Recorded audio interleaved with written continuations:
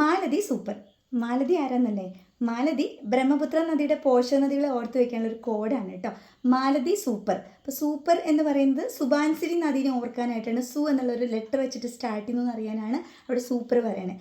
മാലതിയിലെ മാനസ്, ല ലോഹിത്ത്, തി തീസ്ത. ഓക്കെ, അപ്പോൾ ബ്രഹ്മപുത്ര നദിയുടെ പോഷക നദികളെ ഓർത്ത് വയ്ക്കാൻ ഈ ഒരു കോഡ് നിങ്ങൾക്ക് യൂസ് ചെയ്യാം. മാലതി സൂപ്പർ. മാനസ്, ലോഹിത്ത്, തീസ്ത, സുബാൻസിരി. PSC പരീക്ഷകളിലൊക്കെ സിന്ധു നദിയുടെ പോഷക നദികൾ, ബ്രഹ്മപുത്രയുടെ പോഷക നദികൾ, ഗംഗയുടെ പോഷക നദികൾ എല്ലാം നമുക്ക് പഠിക്കാനുണ്ട്. ഇതെല്ലാം കൂടെ പഠിക്കുമ്പോൾ ഇത് ഏത് നദിയുടെ ആണ് എന്നൊക്കെ കൺഫ്യൂഷൻ വരുമ്പോൾ ഈ ഒരു കോഡ് നമുക്ക് ഓർക്കാം.